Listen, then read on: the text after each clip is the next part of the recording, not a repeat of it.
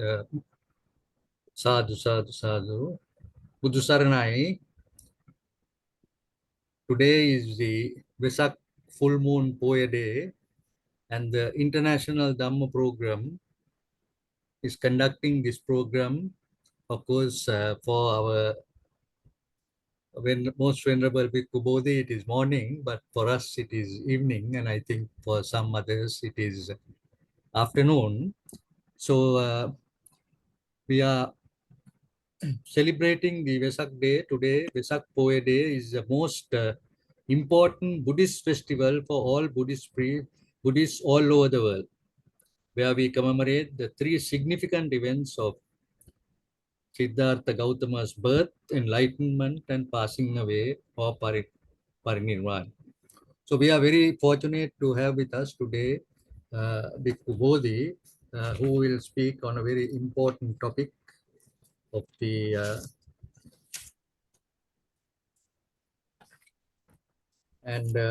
six unsurpassable encounters will be the Dhamma talk. But before that, I just want to give a brief introduction to Bhikkhu Bodhi. I know that all of you all know Most Venerable Bhikkhu Bodhi, but the Most Venerable Bhikkhu Bodhi is an American Buddhist monk from New York City. After completing his university studies, he traveled to Sri Lanka, where he received novice ordination in 1972 and full ordination in 1973 under the leading scholar monk, Most Venerable Balanguda Ananda Maitreya Thero. From 1984 to 2002, he was the editor of the Buddhist Publication Society, that's the BPS, in Kandy, where he lived with the German monk Venerable Nyano Ponika Thera at the Forest Hermitage. He returned to USA in 2002. He currently lives and teaches at the Chuanyan Monastery in Carmel, New York. Most Venerable Bhikkhu Bodhi has many important publications to his credit as author, translator, or editor. These include the Majjhima Nikaya, the Samyutta Nikaya, Anguttara Nikaya, and Venerable Bhikkhu Bodhi founded the Buddhist Global Relief, a non-profit supporting uh, hunger relief, sustainable agriculture, and education in countries suffering from chronic poverty and malnutrition. I must also mention a few words about the UN. It is also pertinent to mention that at the 54th session at the UN General Assembly in 1999, the late Lakshman Kadirgama, the Foreign Minister of Sri Lanka, proposed that the UN commemorate Vesak Day of Buddhist observance in recognition of Buddhism's contribution to human spirituality. His proposal to the UN was based on an earlier decision made at the World Buddhist Conference held in Colombo in 1998. In 1999, the General Assembly of UN unanimously approved this resolution as a result of late Minister Kadirgama's effort, and Vesak Day is now internationally observed.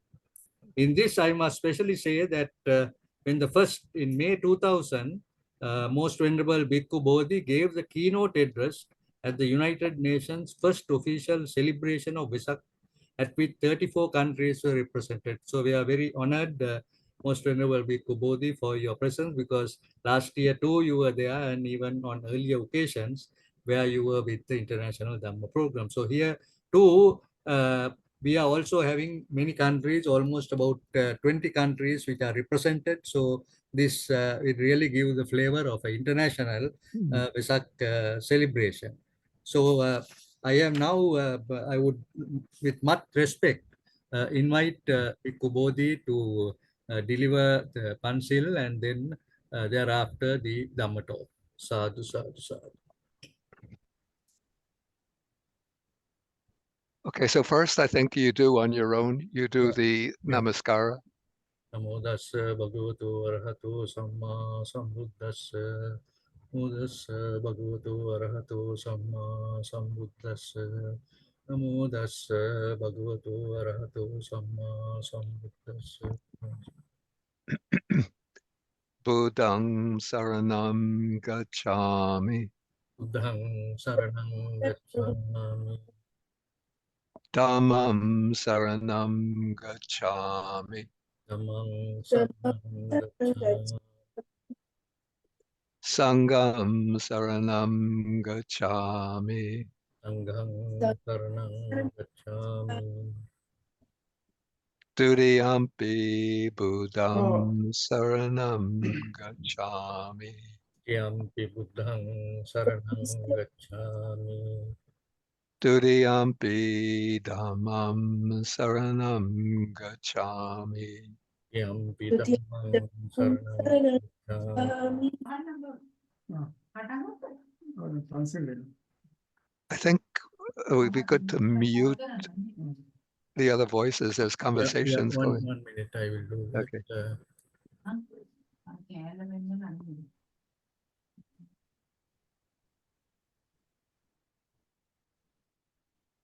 Yeah. Okay. Now I think fine. it's okay.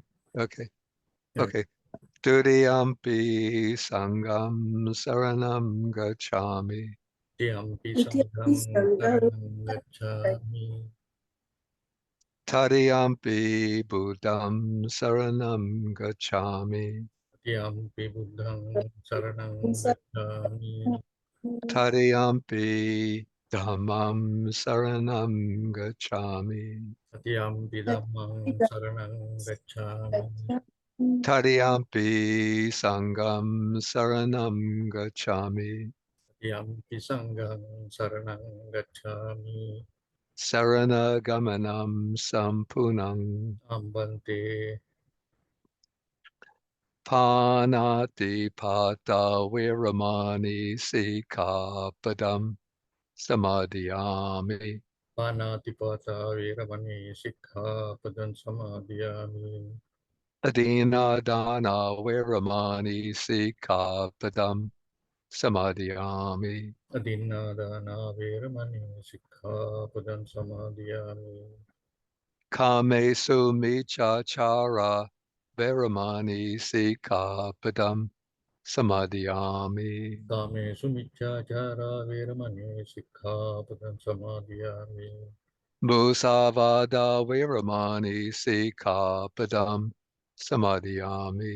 Savāda veramani sikkhapadam samadhiyami. Sura Miriya Maja Pamada Dana Viramani Sikapadam Samadhiyami. Suramire majjapamadattana veramani sikkhapadam samadhiyami.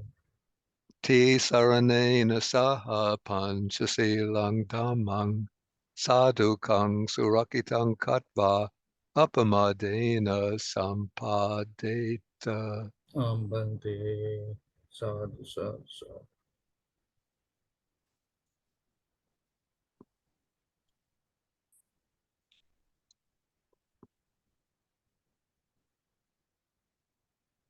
Okay, do I jump into my talk now?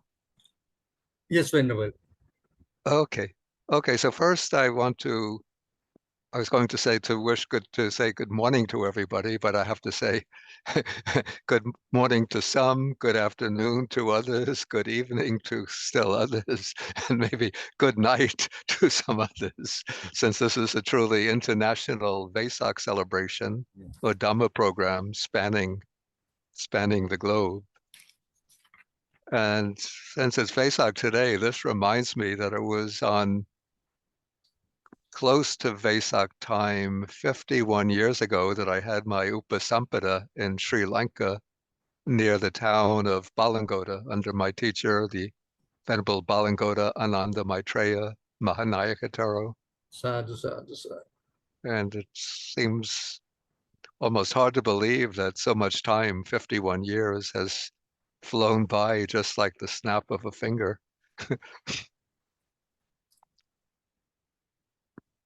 And I still remember the years that I spent at Venerable Ananda Maitreya's little temple outside the town of Balangoda, Udumula, or also known as the Bulatgamba Pansala. And at that time, I was sort of connected to Venerable Ananda Maitreya by the Vajirarama Piyadasi Mahatera, who I had met in the United States. But then it was in July 1998, I think it was July 17th, that Venerable Ananda Maitreya passed away. And then a month later, Venerable Piyadasi passed away. And so this is a reminder of the operation of impermanence, that all of those, my elders in the monastic life, are gone. And now I'm pushing my 80th year. Okay, so the topic that I chose to speak about on this important Vesak day are the six unsurpassables, which I sort of renamed the six unsurpassed encounters. And these are mentioned in the Anguttara Nikaya, the numerical discourses of the Buddha, in the Book of Sixes, and they're elaborated in Sutta number 30 in the Book of Sixes. But this group of six items becomes a very, core teaching in the Buddha Sasana, because they highlight six things which are said to be extremely difficult to encounter. And all six of them, we could say, depend upon the appearance, the manifestation of the Buddha in the world. And the manifestation of the Buddha takes place on Vesak Day. First, the manifestation of the Buddha's physical presence in the form of his physical birth, and then his achievement of Buddhahood, his becoming a fully enlightened Buddha, which also takes place on Vesak Day, 35 years following the birth. And so we could say that these six unsurpassable things become available to us through the Vesak full moon day. And so what are the six unsurpassable encounters? So first I'll enumerate them and then I will elaborate upon them. So the six are the unsurpassed sight, the unsurpassed hearing, the unsurpassed gain, the unsurpassed training, the unsurpassed service, and the unsurpassed recollection. In Pali, these would be dasana anutariyang, savana anutariyang, labha anutariyang, sika anutariyang, paricharya anutariyang, and anusati anutariyang. Okay, so first, the unsurpassed sight, and I'll read the text and then elaborate in my own way. So the text says that speaking against the background of the Buddha's time, so someone goes to see a special elephant, a champion horse, a very precious jewel, or to see various other sights, or else they go to see an ascetic or Brahmin of wrong views and of wrong practice. So those were the things that people back in ancient India might have gone to see. But today, maybe we could reformulate this, that somebody goes to see in Sri Lanka a cricket match, here in America a baseball game, or they go to see a Taylor Swift concert. I don't know if Taylor Swift is well known in Sri Lanka, but she has become the superstar in the United States and in many other countries. And so when she gives a concert, you can get 100,000 people going to see her perform. And there are many other things that people might go to see, a wrestling match, or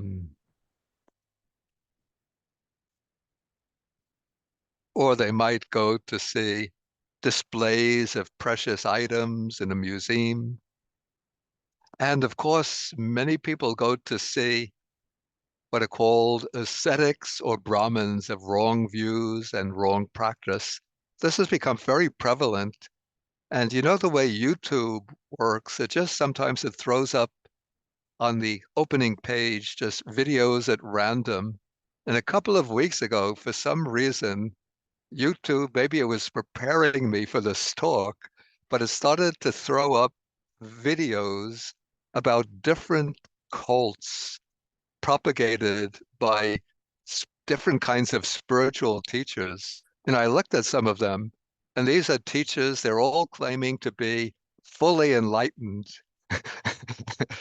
and using business strategies and subtle, almost hypnotic techniques to attract large numbers of followers. And some of them become very prominent with thousands and thousands of followers, and often they charge for their events. And so they take in huge amounts of money and they become very prevalent.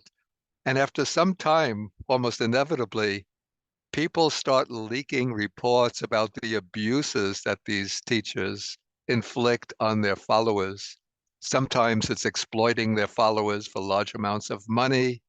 Sometimes it's physically or psychologically abusing the disciples, often with the male teacher exploiting the female disciples for sexual favors. Sometimes the teacher might be found to be indulging in alcohol and drugs. And what happens after a few years or even a few decades, the teacher is very prominent, then his reputation gets spoiled, and then he collapses. And in some cases that I read about, the teachers wind up, after they lose their followers, they wind up committing suicide. Okay, so there is this, people go to see either these worldly sights, or they get people who are attracted to some kind of spiritual teaching, go to see ascetics or spiritual teachers, cult leaders of wrong views and wrong practices. But the text tells us, it says that this sight is low, worldly, ignoble, and without any benefit. And it doesn't lead to dispassion, cessation, to higher knowledge, to enlightenment or nibbana. And it's interesting, what I found interesting is that the terms, the expressions that this sutta uses to describe the seeing of a teacher of wrong views and wrong practice, the same expression that the Buddha uses in his first discourse in explaining the types of extremes that a true follower should avoid. And the first of those extremes is the indulgence in sensual pleasures. And he says that that extreme of indulgence in sensual pleasures is low, worldly, ignoble, and unbeneficial. And it's exactly the same words that are used in this sutta to describe going to see a worldly sight or an ascetic of wrong views. Okay, but now we come to the unsurpassed sight. And that is, this text says, when somebody of settled faith, settled devotion, full of confidence, goes to see the Tathagata, that's the Buddha, or an accomplished disciple of the Buddha, that is the unsurpassed sight. And that unsurpassed sight is said to lead to the purification of beings, to overcoming sorrow and grief, to the passing away of suffering and dejection, to achieving the right method and the realization of nibbana. So that is called the unsurpassable sight, the sight of the Buddha, or an accomplished disciple of the Buddha. And again, the sutta uses these expressions. I'm sure that they must ring a bell in some of these listeners. The purification of beings, overcoming sorrow and grief, achieving the right method, the realization of nibbana. Exactly the same phrases used in the Satipatthana Sutta to describe each of the four foundations of mindfulness. And what's interesting here is that, of course, to gain that overcoming of sorrow and lamentation, to achieve the realization of nibbana, you can't just remain with seeing the Buddha or a disciple of the Buddha. But for so many people, that is the starting point that leads one, that attracts one to the Dhamma, and that leads one onto the path. And I speak about this from my own personal experience, because I didn't grow up in a Buddhist family in a Buddhist culture. I grew up in Brooklyn, New York, and in Brooklyn, New York, and New York City at the time. And this is in the, growing up in the 1960s. At that time, even the first Theravada temple in America had not yet been established. Probably the only Buddhist temples in the United States would have been maybe some Chinese temples in the Chinatowns, and maybe some Japanese temples in the little Tokyos in the major cities. But I used to go with some of my friends, for a little change of scene. We would used to go from Brooklyn into Manhattan in New York City to Chinatown to eat in the Chinese restaurants. And as we would be walking through Chinatown, we would pass some of these gift shops in Chinatown in which there were statues of the Buddha and some bodhisattvas. And my friends would just sort of walk past them, or maybe just glance in the window and walk past. But I was drawn, for some reason, I had no knowledge of Buddhism, but I was drawn to the images, the statues of the Buddha.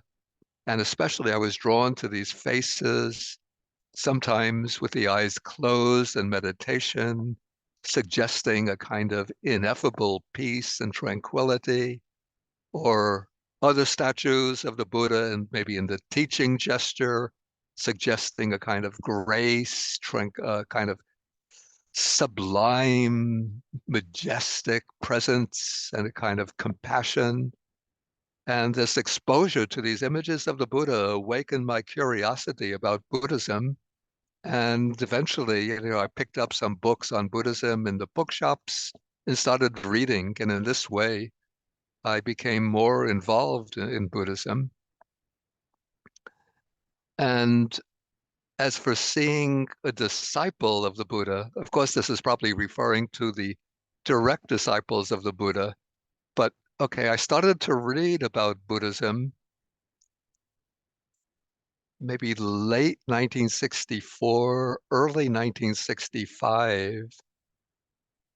And during the summer of 1965, I was traveling with some friends by car from New York City across country to California. And after the first day of traveling, we stopped off in Madison, Wisconsin, which is about a third of the way across the United States. And we spent the night in Madison, Wisconsin. And the next day I woke up early and I decided to take a walk. And as I was walking, I found myself on the campus of the University of Wisconsin. And then suddenly in on the margins of my field of vision, there was a building, like a tall building, a high building.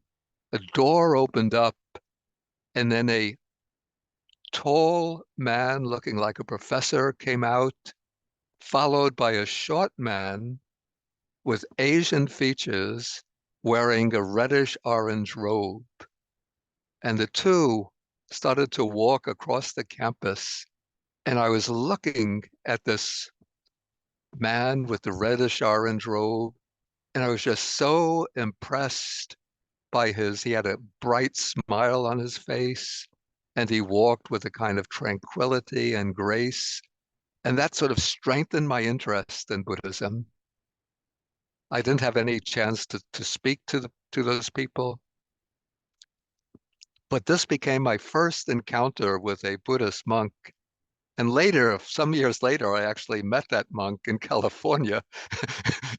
And he turned out to be the Venerable Tikman Chow, who was the founder of the Van Hien Buddhist University in Saigon. Okay, but in this way, it's this sight, for many people, it's the sight of the Buddha or a disciple of the Buddha that inspires their initial burst of faith and leads them to enter onto the path. I think, for example, there's a good example of this also in the Anguttara Nikaya, in the Book of Fours.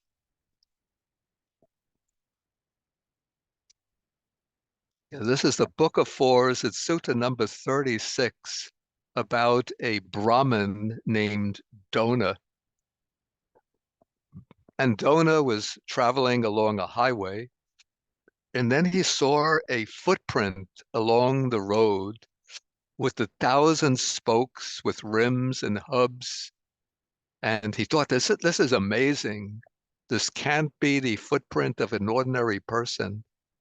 And he follows the footprint until he sees the Buddha sitting at the foot of a tree. And the text describes the impression that the Buddha made on the Brahmandrona. The Brahmandrona sees the Buddha sitting at the tree, graceful, inspiring confidence, with peaceful faculties, seeming to be one who has attained to the highest serenity. He's like a tamed bull elephant with controlled faculties. And then he approaches the Buddha, asks him questions, and as we know later, this Brahmin becomes a follower of the Buddha. And after the Buddha's parinibbana, he is the one who takes the responsibility for dividing up the sharira, the relics of the Buddha.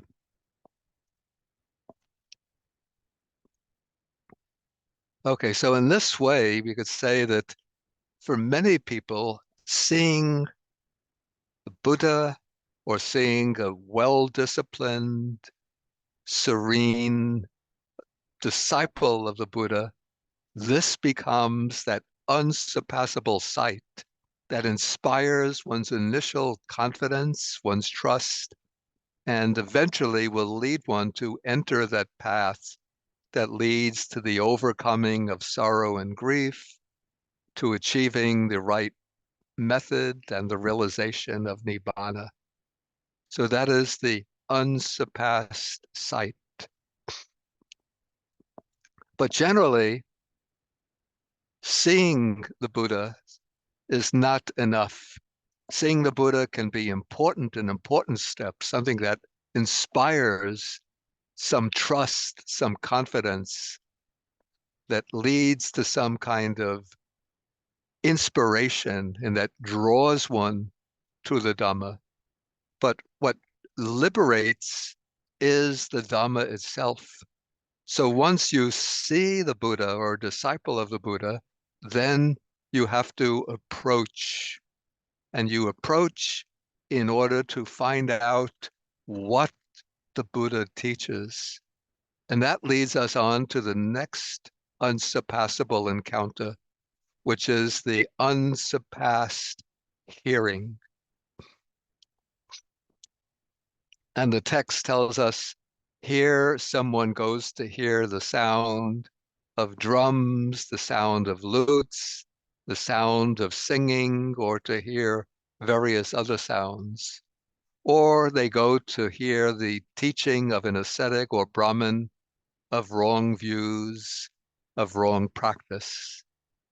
Okay, so putting this into modern terms, we could say people go to hear a rock concert or an opera or various other sounds, or else they go to hear the teaching of any of these types of cult leaders or these charismatic worldly gurus that I spoke about in relation to the first unsurpassable, to listen to the Dhamma of some ascetic of wrong views or wrong practice. Like one of these teaches of wrong views, wrong practice would become very popular in the United States in the 1970s, 1980s. In that period, he was called Bhagavan Sri Rajneesh. Though later he changed his name to Osho, and he actually relocated. I think he was kicked out, though he was from India. He was an Indian guru based in Pune, but he was very controversial in India because of his teaching. And so I think they kicked him out of India and he relocated to the United States, to Oregon, and he established a village of his own in Oregon. And he taught his followers, he would have them call themselves sannyasis. The word sannyasi is a little bit like in the Buddhist tradition, we have the word bhikkhu, indicating an ordained renunciant. So he had them call themselves sannyasis, and they would wear kind of orange robes, and they always wore a mala with a picture of Rajneesh at the end of it. And what he would teach is that the traditional way of dealing with sexual desire is through repression.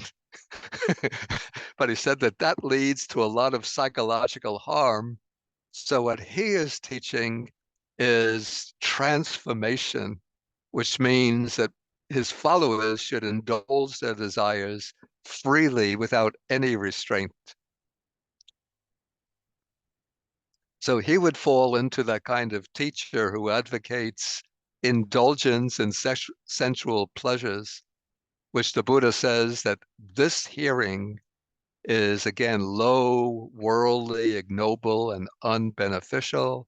It doesn't lead to dispassion, peace, direct knowledge, enlightenment, and nibbana. Okay, but now the Buddha contrasts this with when one of settled faith and devotion, full of confidence, goes to hear the Tathagata or a disciple of the Tathagata, that hearing, that is, listening to the Dhamma, that is the unsurpassed hearing for the purification of beings, for achieving the right method, for the realization of Nibbana. So that is the unsurpassed hearing. So the unsurpassed hearing is listening to the Dhamma, to the good Dhamma, the correct Dhamma, the proper Dhamma. And the Buddha always in the suttas, he describes that good Dhamma as being, or that true Dhamma as being Adi Kalyano, Majje Kalyano, Pariyosana Kalyano, that is good in the beginning, good in the middle, good in the end, and it's Satang Sabhyanjanam. That is, it possesses the proper meaning, the true meaning, and it possesses the correct formulation, the expression. So you have these two factors which are conjoined in the Buddha's exposition of the Dhamma. Meaning, the meaning pointing to the ultimate goal, and the beautiful, eloquent formulation of that meaning, which we can see when we look at the discourses, the suttas, how always the wording is so well expressed, so precisely formulated, and it's always this was one of the things that made such a strong impression upon me when I began to study the discourses in Pali, the way the suttas are so well organized. Usually the Buddha will begin with a opening statement in which he'll lay down the general principle. Then he will break that general principle down to its individual constituents. Then he'll explain each constituent in turn. And then at the end, ties them all together into a conclusion.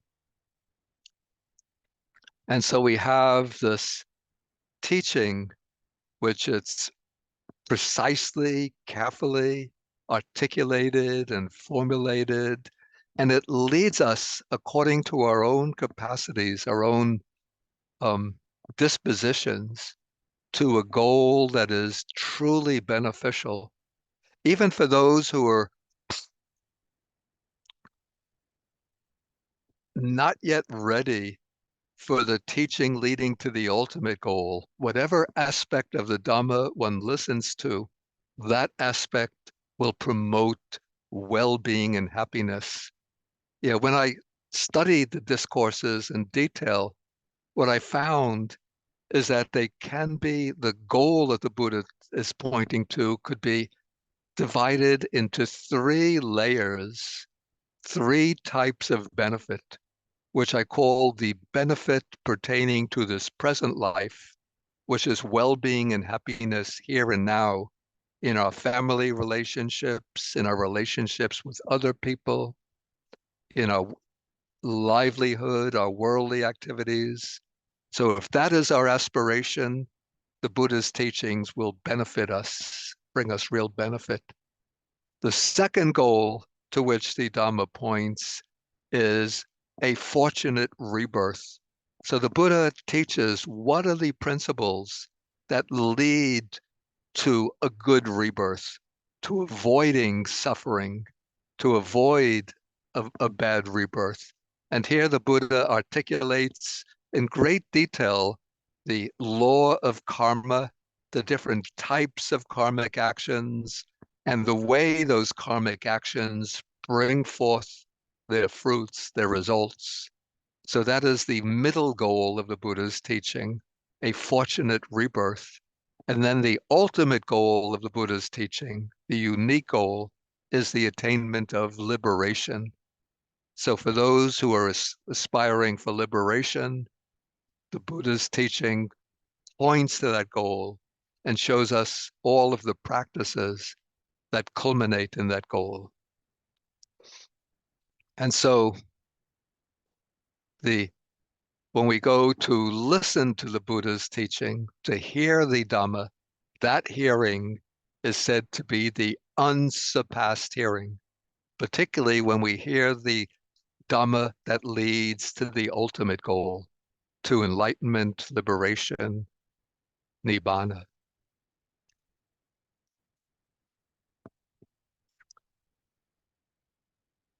Okay, then we come to the third unsurpassed encounter, and that is the unsurpassed gain. Okay, so the text reads that someone gains a wife, a son, or wealth. And in ancient India, of course, people would aspire to gain a son.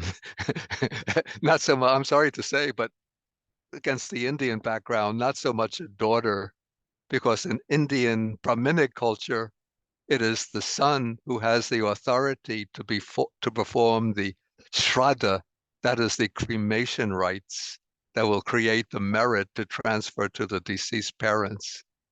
Okay, so someone gains a son, a wife, or a woman gains a husband, or they gain wealth, or gain various other kinds of goods.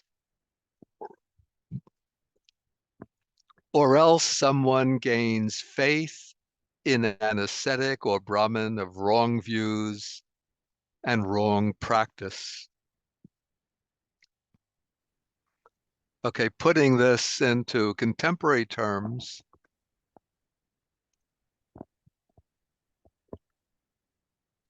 of course, people who are going to live in the household life still want to gain a husband or wife. And if before they're of marriageable age, they'll want to get The girls will want to get a boyfriend, the boys will want to get a girlfriend.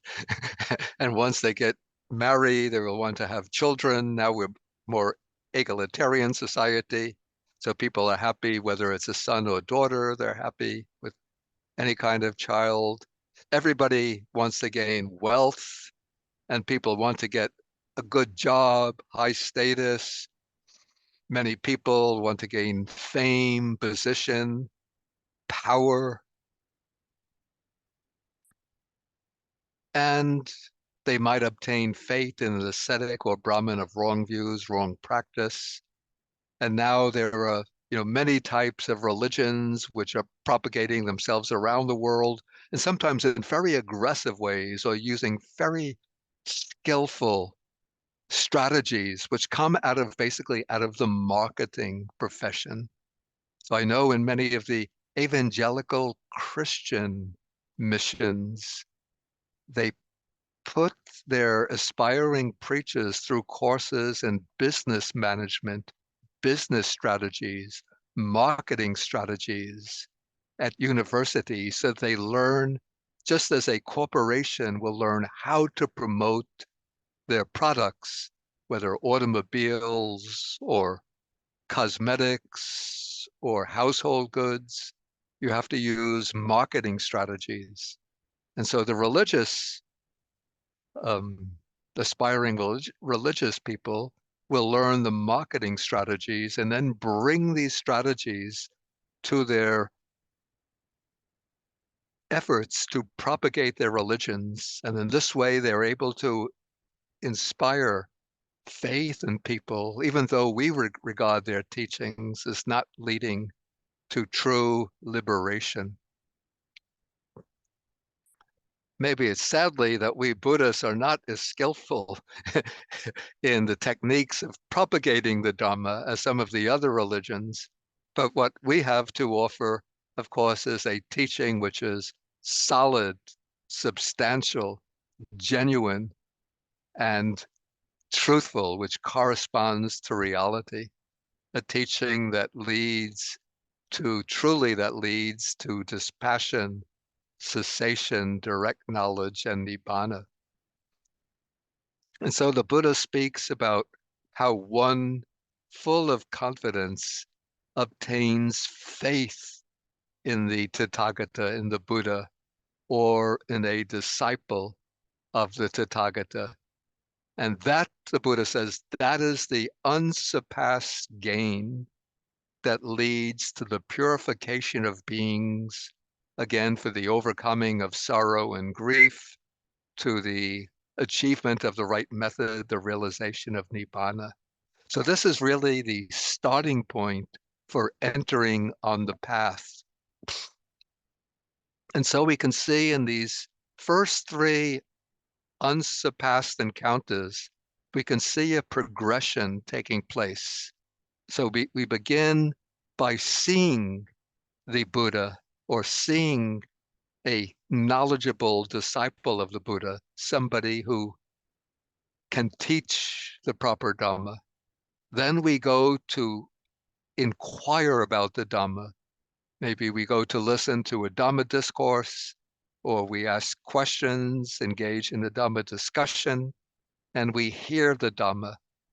Then once we hear the Dhamma, then we have to investigate and inquire, not just accept the Dhamma blindly, though some people are inspired immediately by deep faith.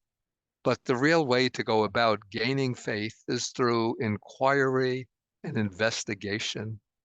And once we investigate the teaching, we put it to the test. As we put it to the test, then our confidence, our initial confidence, turns into deep faith. And that deep faith is what the Buddha calls the unsurpassed gain. But even that unsurpassed gain on its own, the gain of faith, doesn't yet lead to the achievement of the method, the realization of nibbana. For that, we have to engage with the practice. So this leads into the next unsurpassed quality, the next unsurpassed encounter, and that is the unsurpassed training. Okay, so again, the sutta gives us the types of training that people would engage in back in ancient India. Somebody trains in the art of elephant riding or horsemanship, in chariotry, in archery, in swordsmanship, or they train in various other fields. Or they train under an ascetic or Brahmin of wrong views, of wrong practice. Okay, so today we have various other things in which people train. So, of course, when you go to a college, university, you have to learn a specific profession, some kind of skill. So it's necessary to train in that. You might train in accounting, business management, law, engineering, science, communications, marketing strategies, or one might train in the arts, in literature, philosophy, history, or in some kind of manual skill, carpentry, plumbing, electric work, computer programming, whatever. So to earn a living, one has to train in these various skills and professions. But, and that is, of course, quite necessary and acceptable, but one also might go to train under an ascetic or Brahmin of wrong views, and that can be truly dangerous.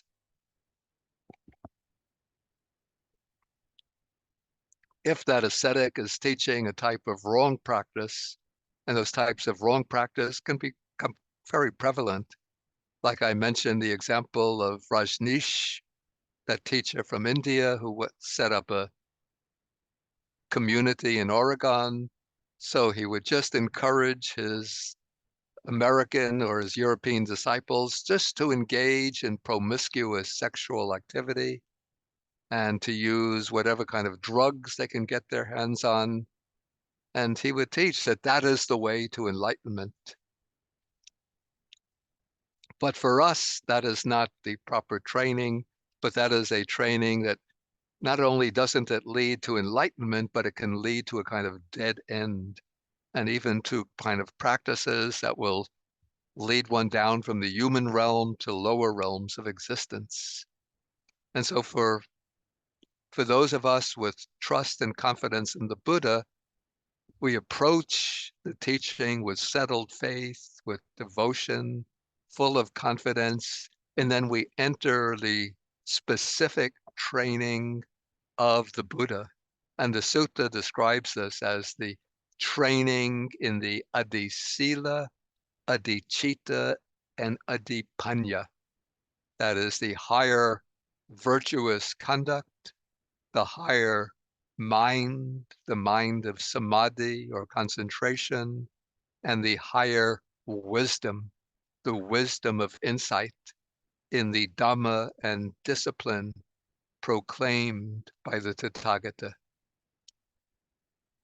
And so with this, we could see the training in which with which we have to engage as followers of the Buddha. And so we learn the teaching, we listen to the teaching, we gain faith, and that faith motivates us to take up the practice. And we enter the practice by observing sila. And the sila is the foundation. But the Buddha teaches that sila itself, good conduct, is worthy, but not sufficient. We have to learn how to train the mind which constantly roams and wanders, the mind that's driven by greed, hatred, ignorance, and all of the other defilements. And so we have to learn how to discipline the mind, to train the mind through the practices in the Noble Eightfold Path of right effort, and right mindfulness, leading to right concentration. And so that mind of samadhi, of concentration, that is the adhicitta, the higher mind. But even the higher mind of samadhi is not enough. To gain the ultimate goal of liberation, we have to obtain the higher wisdom, the wisdom of insight. And that means we use that disciplined mind, collected and concentrated mind, to investigate our own experience, to see into the nature of bodily and mental phenomena, examining them in terms of their true nature, particularly seeing into the characteristics of impermanence, the connection with suffering, and the anatta, the selfless nature of bodily and mental phenomena. And that is the higher wisdom of insight that leads to liberation. Okay, so we could say that these four unsurpassable qualities, in a way, are almost self-sufficient. So we could have just stopped with four unsurpassable things, four unsurpassable encounters, because once we undertake the unsurpassed training, with that we can gain the goal of the Buddha's Dharma, the goal of liberation. But the Buddha adds two more unsurpassable encounters. So the fifth is the unsurpassed service. And so the Buddha mentions as the unsatisfactory types of service. Somebody serves a kshatriya, a brahmin, a householder, or they serve an ascetic or brahmin of wrong views and wrong practice. But that kind of service, the Buddha says, is ignoble and unbeneficial, doesn't lead to enlightenment and liberation. What the Buddha praises is when somebody of right, of true faith, full of confidence, serves the Buddha or a disciple of the Buddha.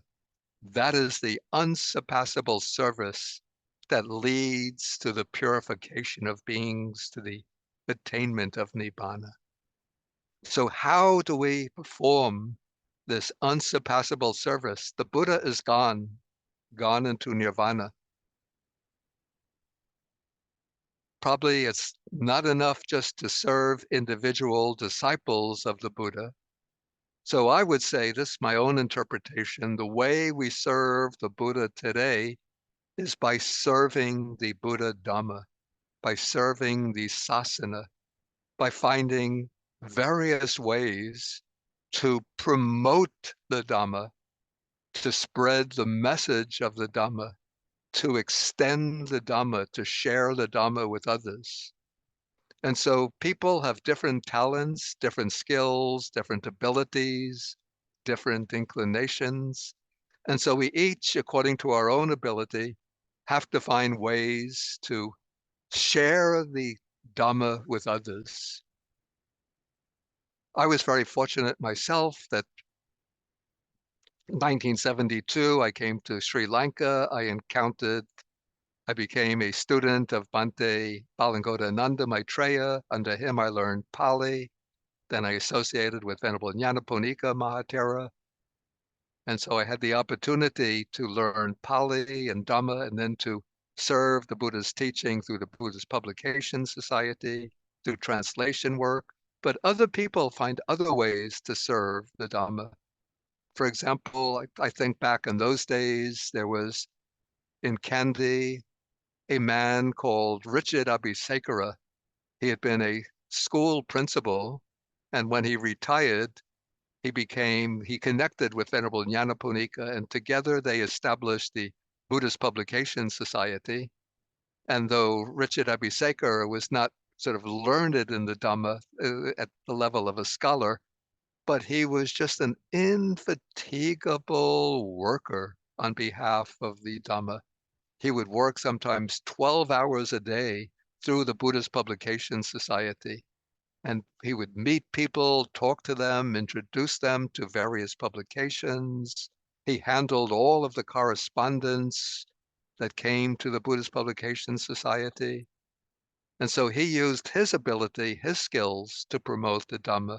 And now, for example, you have here this international Dhamma program. So every Vesak group of people that get together and you contact various teachers around the world. I saw Bhante Sujato in Australia, Bhante Gunaratana also in the United States. So that is a way of serving the Buddha and serving the sasana. And that kind of service is for the purification of beings and for the realization of Nibbana. Okay, so that is the fifth unsurpassable quality or encounter. And then we have the sixth unsurpassable, and this is the unsurpassed recollection.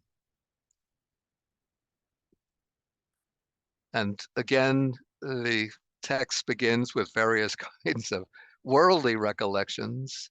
So somebody recollects the gain of a son, of a wife or husband, the gain of wealth, or they recollect various other kinds of gain, or they recollect an ascetic or Brahmin of wrong views, of wrong practice.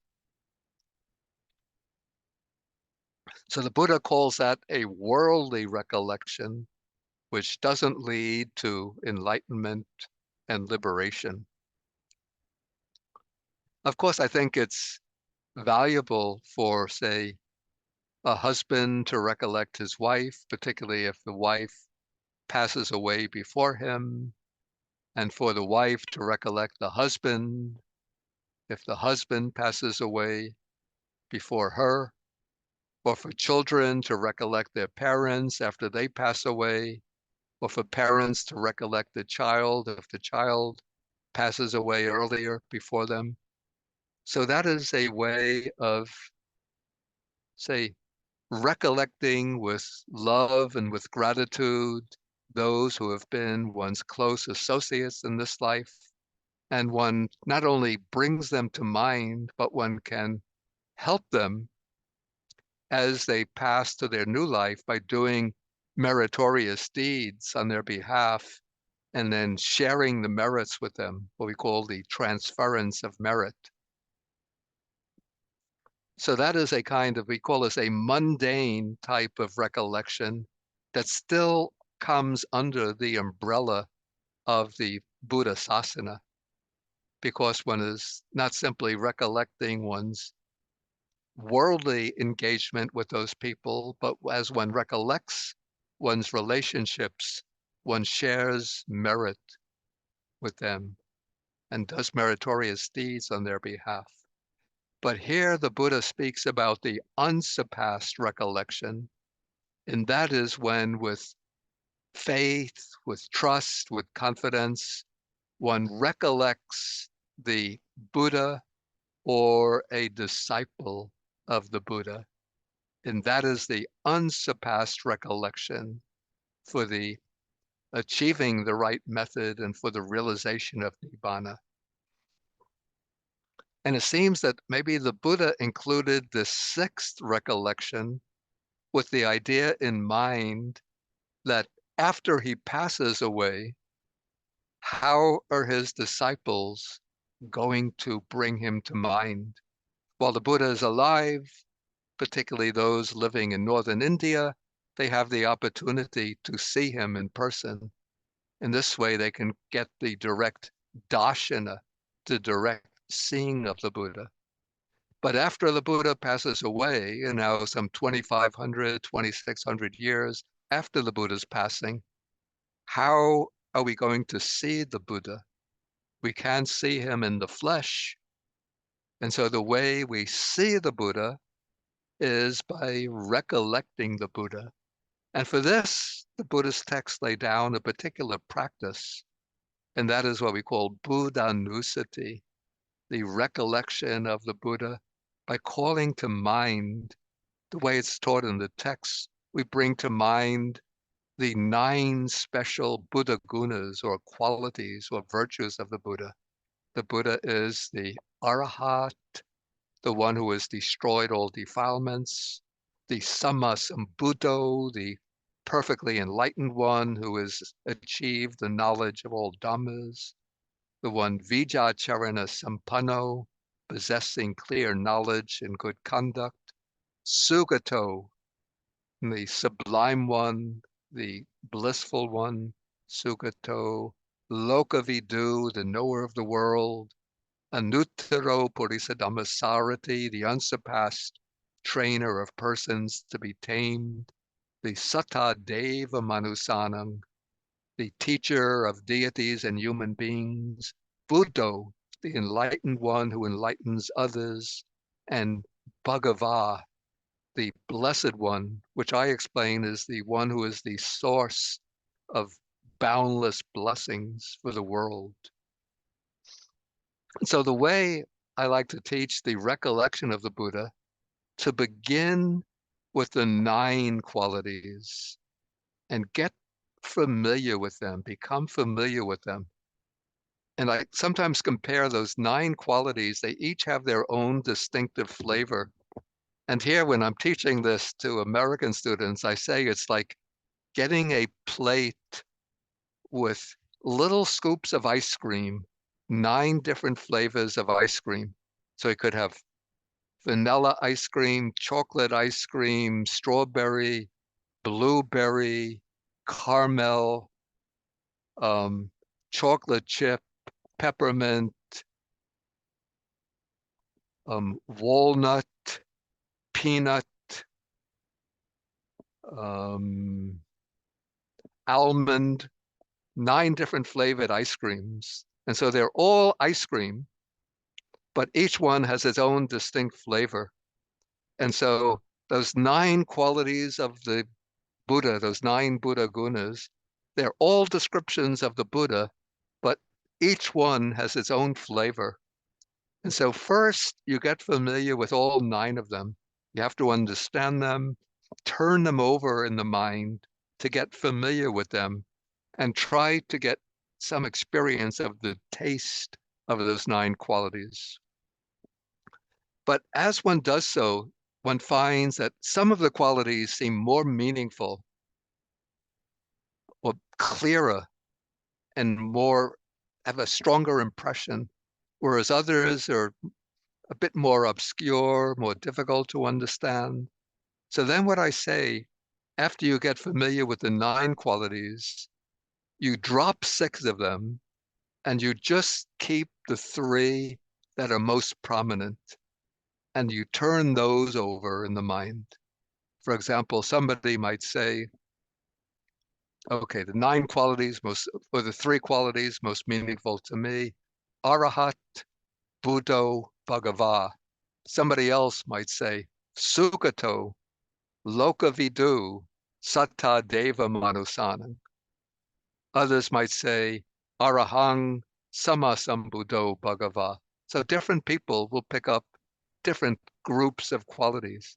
So then I say, just stick with those 3 qualities and bring those to mind. And then if one feels so disposed, out of the 3 qualities, you take only the one which is clearest and makes the strongest impression. And then you use that as a means for bringing the Buddha to mind. And so you turn that one quality over and over. And that becomes the means for generating joy, even piti, rapture, uplifting rapture, and tranquility and samadhi. And then one can use that samadhi as the basis for developing insight. And in that way, recollection of the Buddha becomes the tool or instrument for developing both samadhi and insight. And it is when you pursue that insight that it will lead to the overcoming of sorrow and lamentation, to the achievement of the true method, the Noble Eightfold Path, and the realization of Nibbana.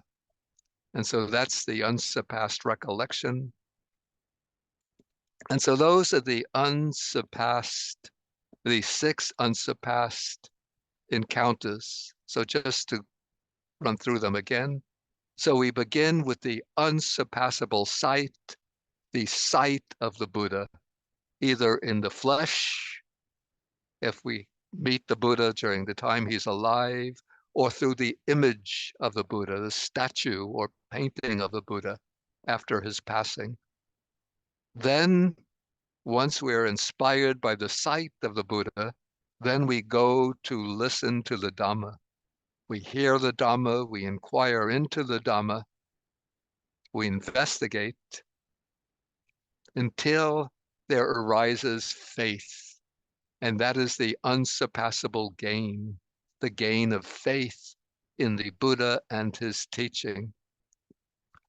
Based on that faith, based on the gain of that faith, we undertake the training in the Dhamma, which is the unsurpassable training.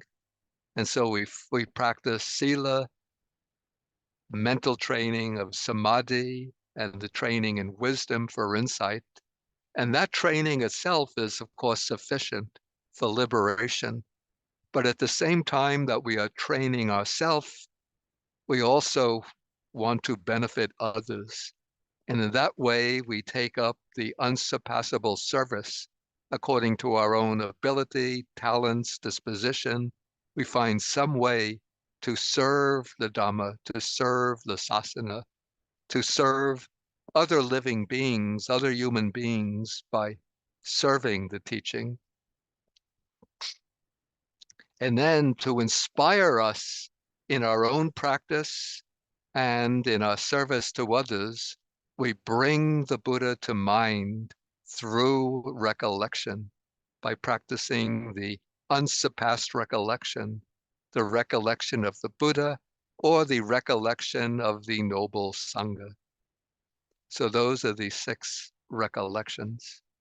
Okay, with this, I can bring my talk to an end. Thank you very much, Bhikkhu Bodhi. Sadhu, sadhu, sadhu. I think it was really in clear language and also very simple language that Bhikkhu Bodhi has explained about the the six unsurpassable encounters. I think the various areas that were given. Before, I think we can ask our Dhamma friends to send their questions through Q&A. But I want to just to recollect a very, very maybe pleasant occasion that Bhikkhu Bodhi would have had, because we have former Ambassador Rohan Pereira, who was at the UN. I know that he had invited Bhikkhu Bodhi for some functions. Rohan, can you speak a few words? Are you there, Rohan? You have to unmute. Yeah, I see his panel. Okay, right. I think he is ready to speak. Rohan? As always, it's a great pleasure to Bodhi. I myself invited him one of the Vesak sermons while I was serving in New York. And of course, he's the trailblazer along with late Lakshman Kaljarama when we started the Vesak movement integrations in the United Nations.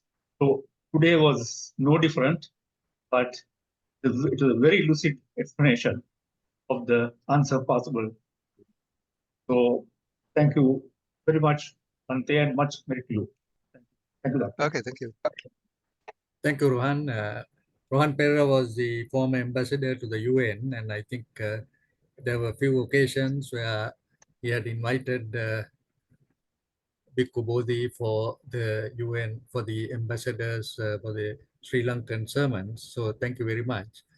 We will, I think there are some few questions Before the comments of the others, we will go through the questions.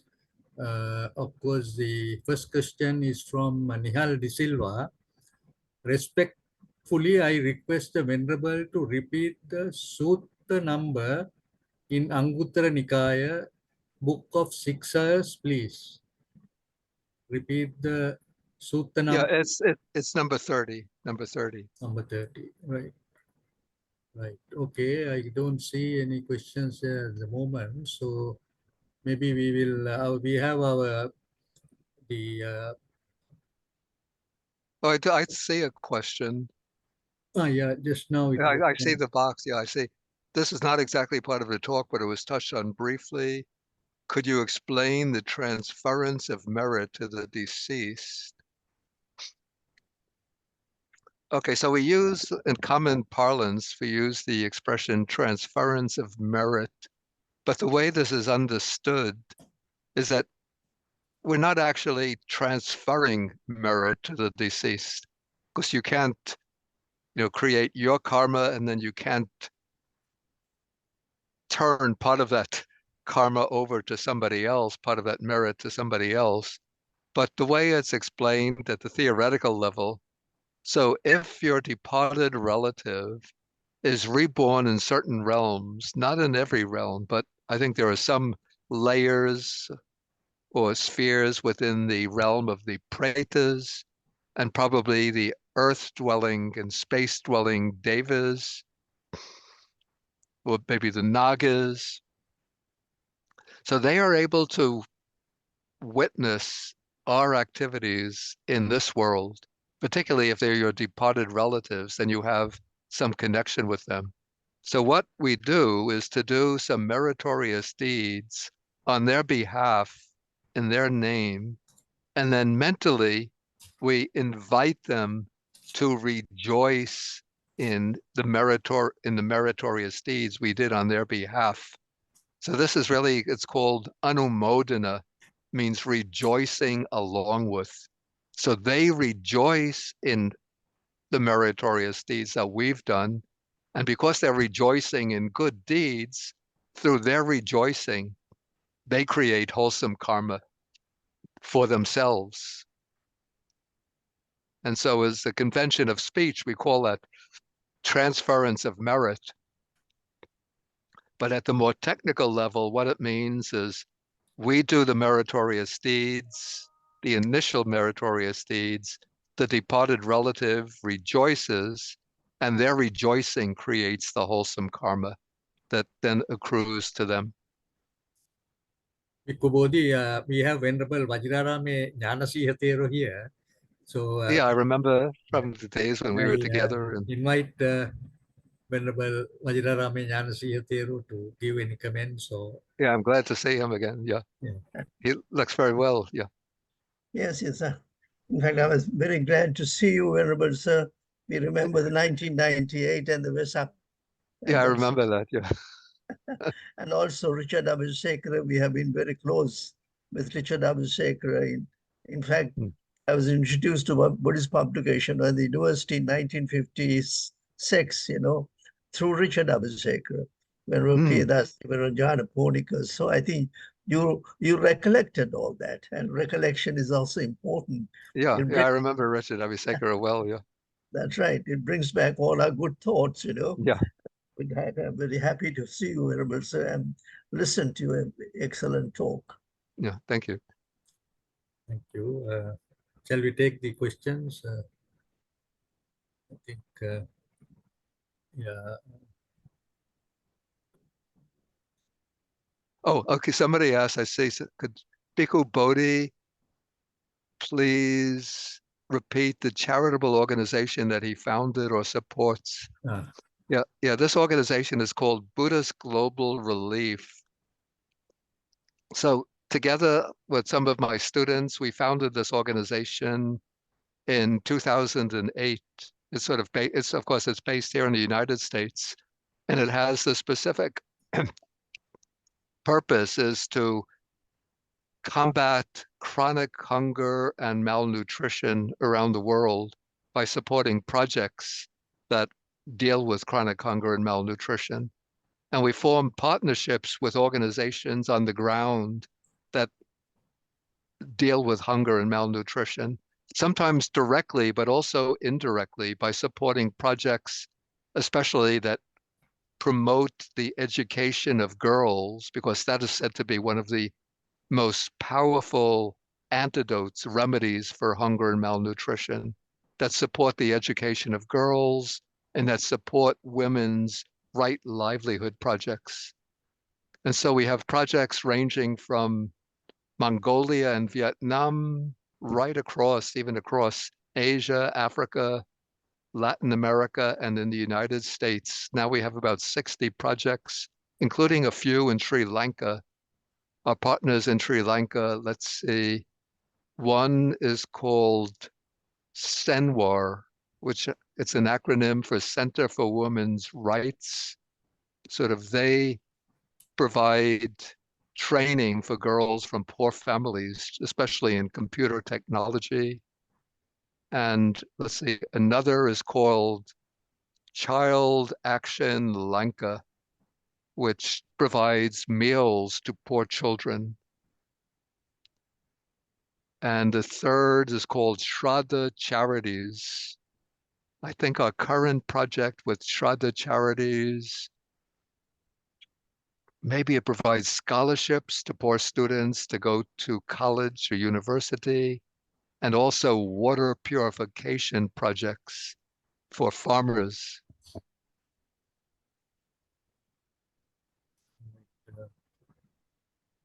There are a few more questions. Shall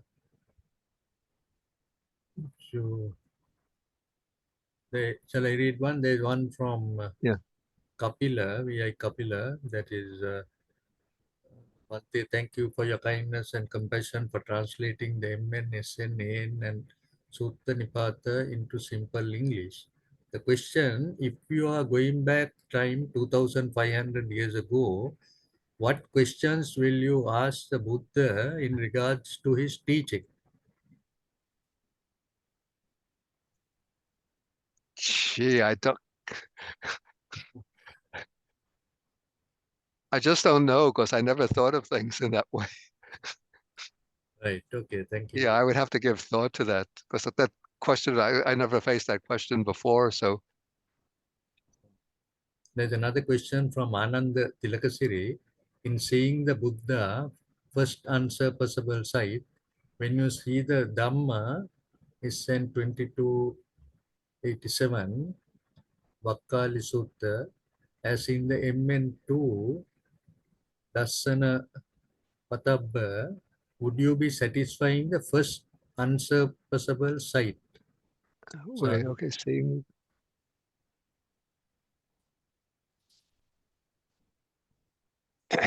Yeah, what the Buddha says in the Vakali Sutta is one who sees, let's see, just to give the background. Okay, so Vakali was a monk who was had a very strong emotional attachment to the Buddha, and he always wanted to see the Buddha, to see him physically.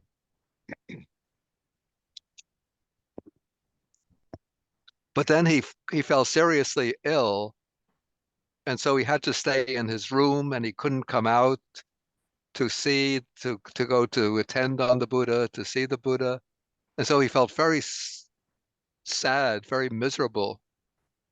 And this was reported to the Buddha. And so the Buddha went to see him, and the Buddha asked him, "Why are you feeling so miserable, so sad?" And Vakali said, "Well, I never get to see the Buddha these days because I've been ill and I'm confined to my kuti." And then the Buddha said, "What is the point in seeing this?" I think he used the expression puti kayo, this foul body. One who sees the Dhamma sees me. But I think the Buddha had to say that to Vakali because Vakali had this kind of emotional attachment to the physical presence of the Buddha. But for ordinary people to see the Buddha in the flesh, or at least through images, can be inspiring and uplifting, as we see in the case of the Brahmin Drona that I mentioned. When he saw the Buddha, that was what inspired him to go to meet the Buddha, or that was inspired him to question the Buddha and then to become a disciple of the Buddha. Thank you. There's a question from Buddhist Kendall. Bhikkhu Bodhi knows me and my husband. I met Richard Abeysekara at BPS in 1975 and agree with everything Bhikkhu Bodhi said about this wonderful man. Buddhist Kendall. Okay. Yeah, well, that's not a question, but No, just it's a comment. Yeah, I just read it out because. Yeah, I should also mention, since I mentioned Richard Abeysekara, I also mentioned some of the other people that I worked with was Albert Vitinacci, who became the general secretary, and then there was a Mr. Talwata, TB Talwata, who. Yeah.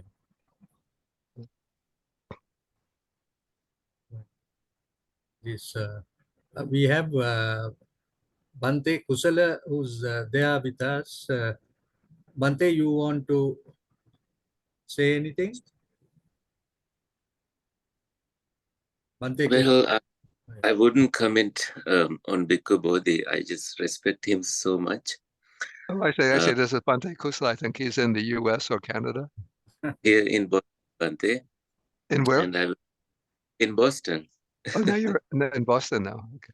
Yeah, I was listening to the talk, and I love the stories from Sri Lanka. I love the pieces you bring in between these 6 unsurpassables about other teachers and your experiences in the US. So thank you very much, and happy. Yeah. Any of the others who are on the panel link, would you like to make any comments? I think Deepal has gone out, but Lalit, yeah. Yeah, I see some other questions. Okay. Yeah, okay. One says, okay. May I ask a question? Venerable, I like to know something about Dhamma Vichaya Sambhojjhanga. Could you just explain to me? Dhamma Vichaya. Yes, Dhamma Vichaya Sambhojjhanga. Often the Dhamma Vichaya Sambhojjhanga is equated with panya or wisdom, but the way I see it in the structure of the 7 factors of enlightenment, it comes in second place after mindfulness. And so I don't see the Dhamma Vichaya Bojjhanga as being equated with the higher wisdom, but the way it's explained in the sort of standard explanation that one is able to distinguish what is wholesome and what is unwholesome, what is blamable, what is blameless, good and bad, or bright and dark qualities with their counterparts. So the way I understand it is that as mindfulness is developing in the practice of satipatthana, so one starts to see into the working of the mind, and then one is able to distinguish what are the good and bad mental qualities, and that will lead naturally into virya or energy, which is then the effort to discard the bad qualities and to strengthen the good qualities. No, thank you. Thank you, Emerson. Yeah, I see a question online. So is there any specific reason why I highlighted Buddha Nusati? How about recollection of the Dhamma Sangha or other recollections? Of course, there are six recollections are mentioned, but I was referring to the sutta, or I based my talk on the sutta on the 6 unsurpassables. And that sutta speaks about the unsurpassable recollection as being the recollection of the Buddha or of a disciple of the Buddha. So for that reason, I emphasize recollection of the Buddha. If I was giving a talk on the Anusatis, then I would mention all 6 recollections. There's another question.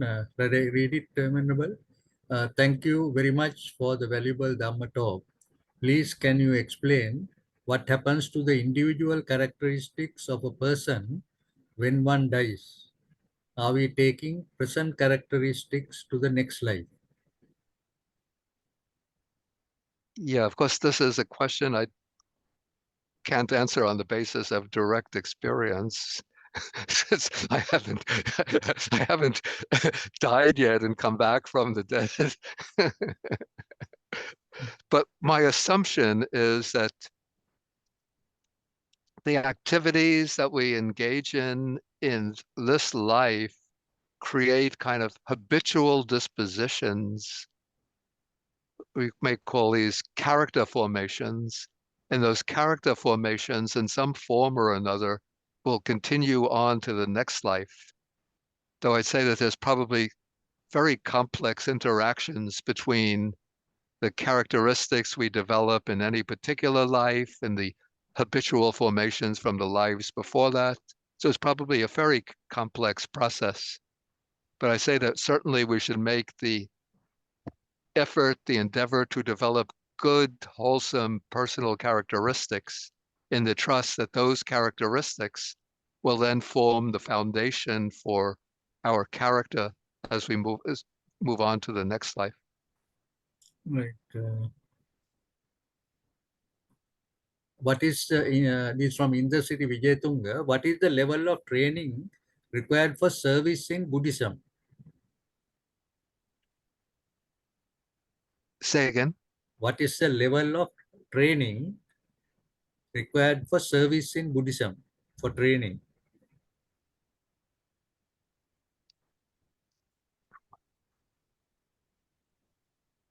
And from Indra City Vijayatunga. I'd say that there's no particular level of training required for service, but to engage in service, it's good or desirable to have strong trust and confidence in the Dhamma and to be engaged in the practice of the Dhamma. You know, there's a sutta, it's in the Anguttara Nikaya Book of Fours, where the Buddha speaks about 4 types of people. The one who is practicing for his own benefit, but not the benefit of others. The one benefiting for the benefit of others, but not for his own benefit. The one who practices neither for his own benefit nor the benefit of others. And the one practicing for the benefit of both himself or herself and the benefit of others.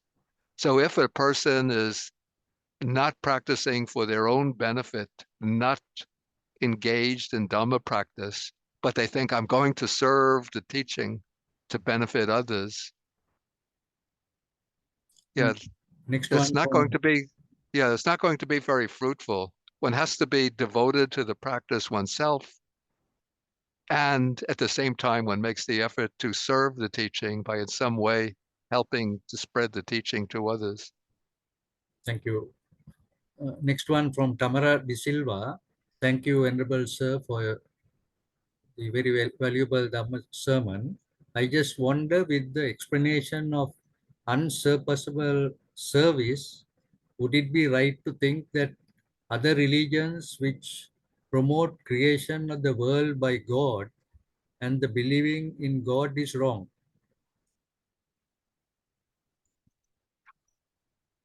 You know, I don't like to say this religion is right, this religion is wrong, but from the Buddhist standpoint, we don't accept the idea of the creation of the world by an all-powerful creator God.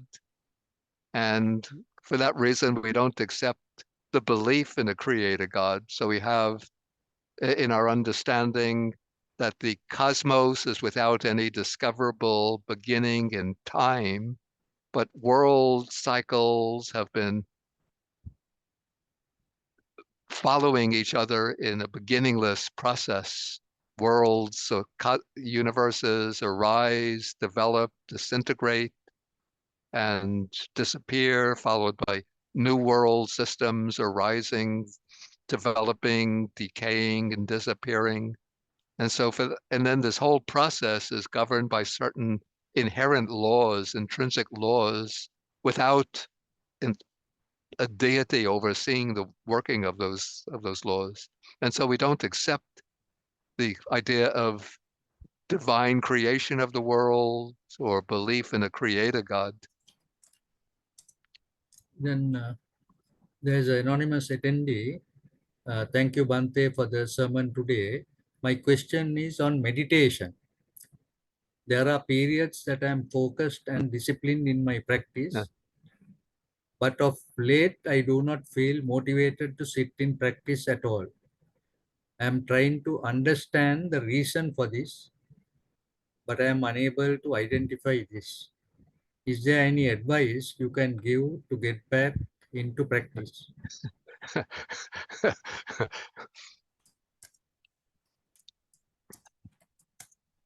Any Yeah, so this is what we would call falling under the influence of, we call this pramada, or negligence or heedlessness. And so you get engaged in the practice, and it's this natural tendency to sometimes to be lazy and to put the practice aside. And so there are different things one can do to sort of inspire one to get to engage in the practice again. And one sutta that I find that is quite useful when I start to feel heedless myself, a little lazy myself. Let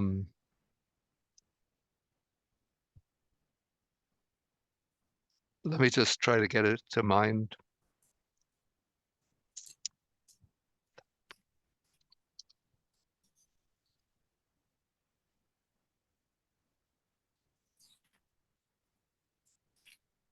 Yeah, I think it's in the Anguttara Nikaya Book of Fours.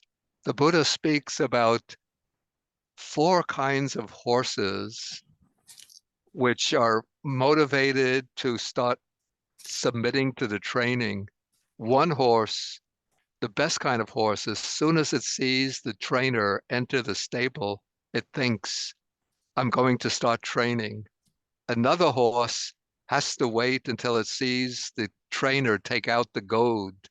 Then it thinks, okay, now I'm ready to start the training. Another horse, the third horse, has to see the shadow of the whip or the goad before it starts training. And then the fourth horse has to feel the touch of the goad whacking its behind before it starts training. And so the Buddha compares this to 4 types of disciples. And what serves as the goad is the reflection on death, reflecting that we are subject to, especially to old age, sickness, and death. And then we could also do, on the more positive side, reflecting on nibbana as being the state of liberation from old age, sickness, and death. So if we do that reflection, particularly the mindfulness of death, the recollection of death, that should serve as the goad or whip that gets us back into practice. final question? Most Yeah. Venerable Bhante, what is the sutta on which you based your excellent sermon? Much merit to you, Bhante. We wish you good health and long life. Yeah, that was Anguttara Nikaya, the numerical discourses, the Book of Sixes, and it's Sutta number 30. So I think time is up. Thank you very much, Bhante. I will now invite Kamal Nilavira to pay merit to Bhikkhu Bodhi. Sadhu, sadhu, sadhu. Thank you, Lakshman. It is wonderful to have the most venerable Bhikkhu Bodhi with us today, and thank him once again for the interesting sermon on this Vesak Poya day. Venerable Bodhi explained in a very practical and simple manner the topic, the 6 unsurpassable encounters. Much merit to you for your wonderful sermon. Also reminding our Dhamma friends about your time in Sri Lanka. We have over 258 Dhamma friends participating today. And on behalf of the Venerables and all our Dhamma friends around the world, thank you very much. And we wish you good health and be able to share the knowledge of the Dhamma with all the Dhamma students and friends. Finally, I wish to thank Professor Lakshman Vatawala for organizing this wonderful program, the International Dhamma program, on Poya days, which bring Dhamma friends from all over the world to participate. Much merit to you all. Thank you very much. Sadhu, sadhu, sadhu. Thank you very much, Kamal. I want to just to mention to Most Venerable Bhikkhu Bodhi that one of our Dhamma friends present here, Sunita De Silva, has readily agreed to make a donation, and she will be sending it to Bhikkhu Bodhi. Sunita, can you just open your... Sunita, can you... We can see you and just... internet is unstable. Okay, so are you there or... Yeah, I think... I'm here. Right, okay. Yes, I'm here. We can't see. Right, okay. Thank you very much, Sunita, and much merit to you for the donation you have. Thank you. So let me once again thank Bhikkhu Bodhi and pay much merit, because I know that for this topic, to even planning this topic, Bhikkhu Bodhi took a little time, because when I sent the invitation, he was saying, Bhikkhu Bodhi was saying that he is taking a little time to plan the topic. So I think it was something that was very useful, and I think all Dhamma friends who are present, both on our as panelists as well as the others, would have really got a lot of benefit from this Dhamma talk given by Venerable Bhikkhu Bodhi. Plus also, we are very happy that we've been able to make the connection, which I think, and also for Bhikkhu Bodhi to recollect and make the connection maybe 50 years back when Bhikkhu Bodhi came to Sri Lanka to be ordained. So it was a very a good occasion, especially on the Vesak day. And I'm also indeed happy that Venerable Vajirarame Jnanasiya Theru is present with us, and also Bhante Kusala, who have always been supporting the International Dhamma program in all our activities. And let me wish and pay merit to all of them. And also, as Bhikkhu Bodhi in the talk mentioned about the attaining of enlightenment in the true spirit of in this life itself, that the Venerable Theros, Bhikkhu Bodhi, that this would be fulfilled in this life itself of achieving enlightenment. Sadhu, sadhu, sadhu, sadhu. We have to now, Bhikkhu Bodhi, pay merit to the Devas and the deceased, and then thereafter we conclude our Dhamma talk. You want me to do that? Yes, yes. Oh, okay. So I will recite the verses that I usually recite after I give a class. This is for sharing the merits with the Devas, the Nagas, and other beings, asking them to support the Buddhasasana, the teaching of the Dhamma, and to support ourselves and others.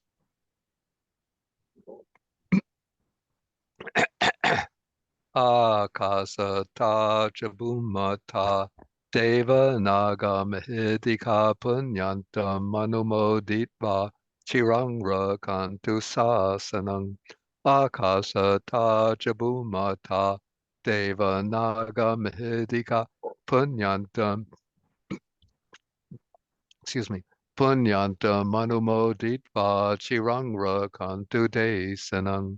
Akasata chabumata deva naga mahidika punyanta manumoditva chirang rakantu mang parang dukkha pata chani dukkha baya pata chani baya soka pata chani soka antu sabe pipanino. So. So much merit to Most Mm. Venerable Bhikkhu Bodhi. I think a very, very excellent Dhamma talk that was given. And we will also be recording it and sending it to everyone so that they will be able to listen to it Mm. and gain much Okay. more about the Dhamma and much merit. Much merit to you and this special Vesak. Sadhu, sadhu, sadhu. Okay, thank you. Thank you for having me.